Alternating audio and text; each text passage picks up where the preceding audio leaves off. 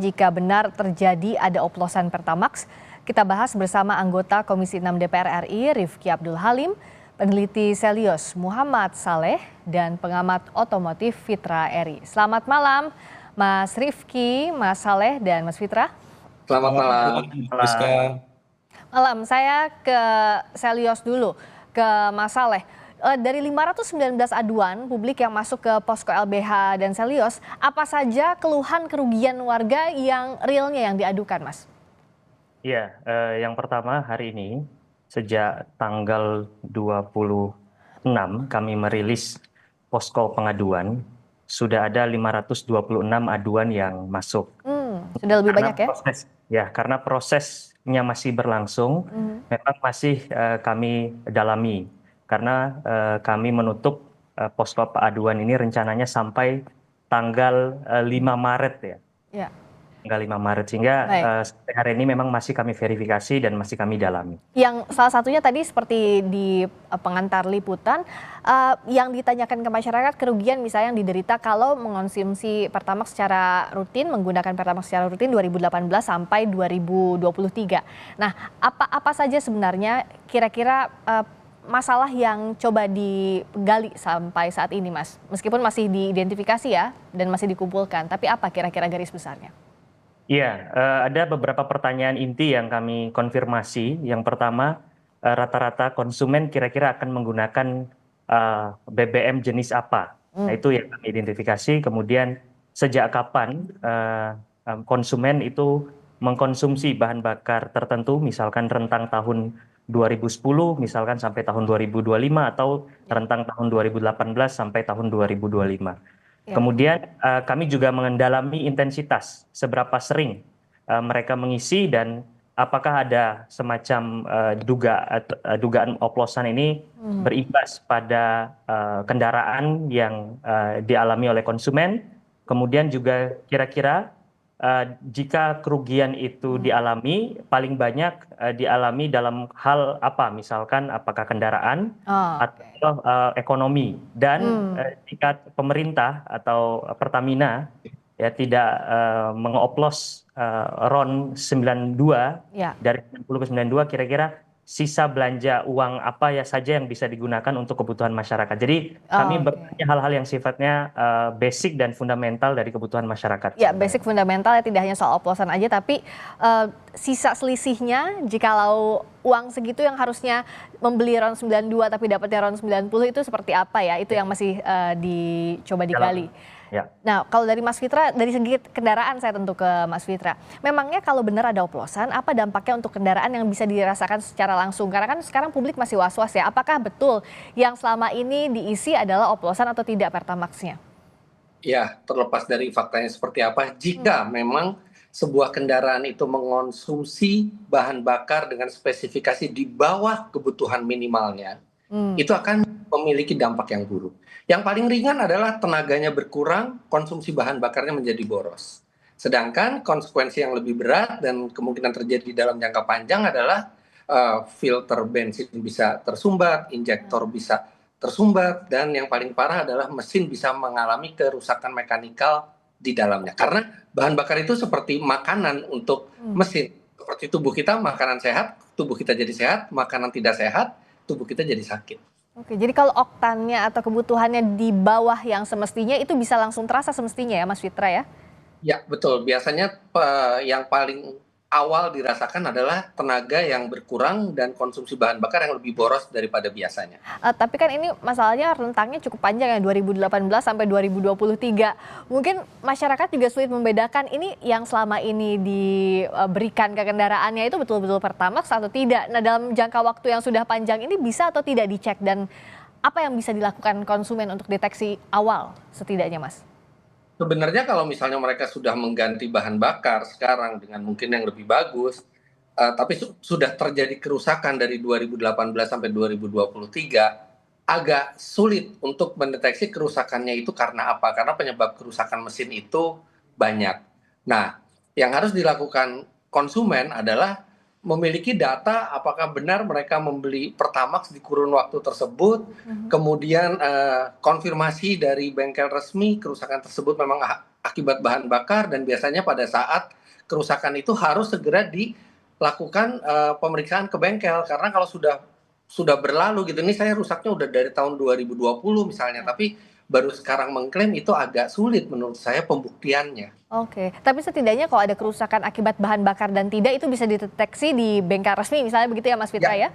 Iya, itu bisa dideteksi, bahkan tidak hanya bengkel resmi, tapi bengkel yang memiliki kualifikasi. Ketika mereka mendapati sebuah kerusakan mesin, mereka melihat sampel bahan bakar yang ada di tangki, mereka biasa bisa membuat kesimpulan ini karena bahan bakarnya yang tidak sesuai spesifikasi minimal yang dibutuhkan mobil. Kita tadi bicara soal apa upaya dari sisi konsumen. Kalau saya ke Mas Rifki, kemarin kan Komisi 12 sudah meminta keterangan, salah satunya dari Pertamina. Nah, kalau Komisi 6 juga akan memanggilkah pihak terkait, karena masih ada yang belum clear, misalnya saja Mas Rifki, yang dibahas soal oplosan atau tidak. Padahal yang Kejaksaan Agung juga bilang adalah yang dibeli seharga RON 92 dapatnya RON 90. Nah, ini belum digali secara detail oleh DPR. Apakah Komisi 6 yang akan mengambil peran itu? Ya, baik Mbak Friska. Jadi memang Komisi 6 dalam waktu dekat ini akan memanggil, jadwalnya mungkin baru disampaikan tanggal 12 tadi dari pimpinan, tapi kami mendorong pimpinan untuk segera mungkin memanggil Pertamina memberikan kejelasan ini. Nah, saya sudah berkali-kali sampaikan dan saya mendorong Pertamina untuk dapat memberikan bukti kepada masyarakat, tidak hanya narasi. Jangan hanya narasi, kemarin kan hanya narasi-narasi aja. Nah, kemarin Lemigas juga sudah mengambil sampel, tapi kan sampelnya hari ini, per hari ini. Yang dibutuhkan masyarakat adalah pembuktian dari 2018 sampai 2023, apakah benar Pertamax ini RON-nya 92. Nah, saya mendorong dua hal. Yang pertama, gandeng Kementerian ESDM dalam hal ini Ditjen Migas untuk membuka semua data. Ditjen Migas ini kan melakukan pemeriksaan BBM sebelum masuk ke terminal BBM, bahkan sampai sebelum masuk SPBU. Apakah benar data 2018 sampai 2023 ini RON-nya Pertamax itu sesuai RON 92? Nah, yang kedua, saya meminta Direktur Utama Pertamina bersama-sama kementerian, dalam hal ini Kementerian SDM dan Kementerian BUMN, mengambil peran, mengambil bagian untuk benar-benar menyampaikan kepada masyarakat. Jadi masyarakat ini jangan hanya cuman korseknya aja yang ngomong, tapi pucuk pimpinannya ini mengambil bagian, menjelaskan dan membuka data-data tersebut, bahwa memang kalau memang seperti yang disampaikan Pertamina tahun 2018 sampai 2023 itu memang benar-benar Pertamax RON-nya 92. Artinya datanya itu punya detail semestinya ya, dan itu bisa dibuka.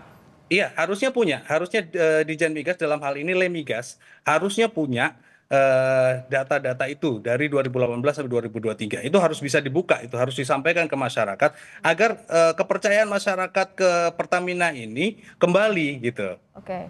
Nah, kalau bicara soal kerugian masyarakat yang saat ini juga banyak sekali disuarakan publik, saya ke Selyos lagi. Sebenarnya kalau hitungan dari Selyos, kalau kerugian negara kan Kejagung bilangnya 193,7 T per tahun 2023. Nah, kalau Selyos berapa kira-kira hitung-hitungan kerugian publik dalam kasus dugaan korupsi Pertamina ini?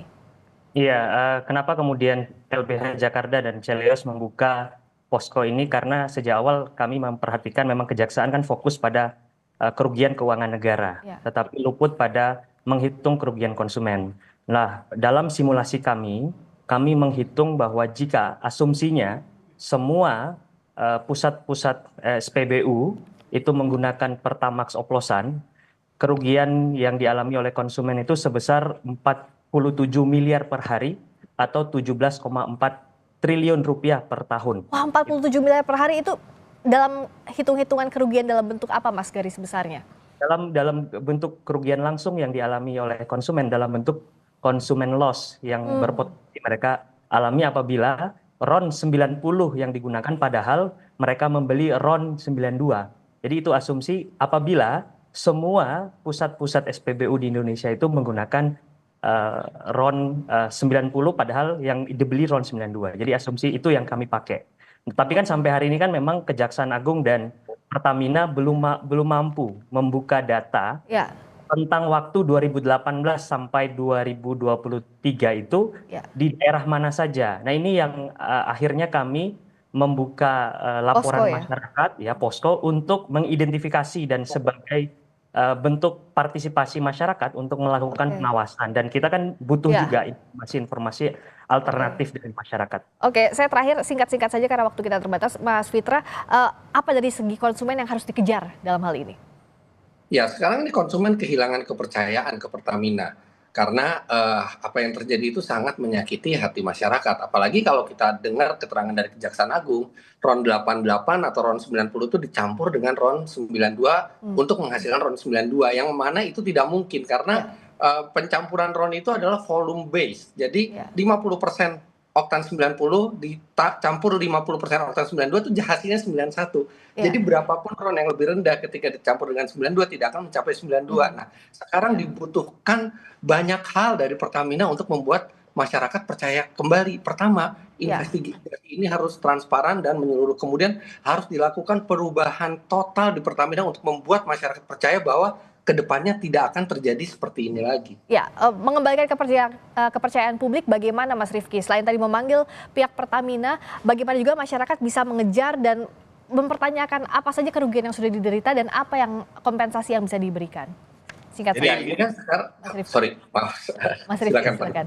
Jadi Pertamina memang harus membuka data semua dan berikan waktu Kejaksaan Agung untuk benar-benar mengupas ini semua. Kemarin kan katanya beli RON 92 tapi datangnya 90 gitu kan. Nah, ini biarkan Kejaksaan Agung membuka. Barangnya ini kemana? Ini pertanyaan ini kan gitu kan. Apakah barang ini memang disebarluaskan ke masyarakat atau ini ditimbun saja atau bagaimana? Kita belum mendapatkan kejelasan itu. Tapi yang pasti saya mendukung masyarakat apabila Pertamina memang memberikan Pertamax dengan RON di bawah 92, maka masyarakat berhak menuntut tanggung jawab Pertamina karena sesuai saya mengacu Undang-Undang Nomor 8 Tahun 99. Ini perlindungan konsumen. Jadi konsumen berhak mendapatkan ganti rugi dari Pertamina. Dan saya mengapresiasi ke LBH Jakarta bahwa sudah mau membuka aduan dari masyarakat. Kami membuka tangan aduan itu, monggo disampaikan ke Komisi 6 DPR RI agar nanti kita pelajarin, kita panggil lagi Pertaminanya untuk membedah semua itu. Semua pihak harus mendorong ini dibuka seterang-terangnya agar jangan sampai konsumen dirugikan jika ia harus bertanggung jawab sesuai dengan undang-undang. Terima kasih Mas Rifki, terima kasih Mas Saleh, terima kasih Mas Fitra. Selamat malam.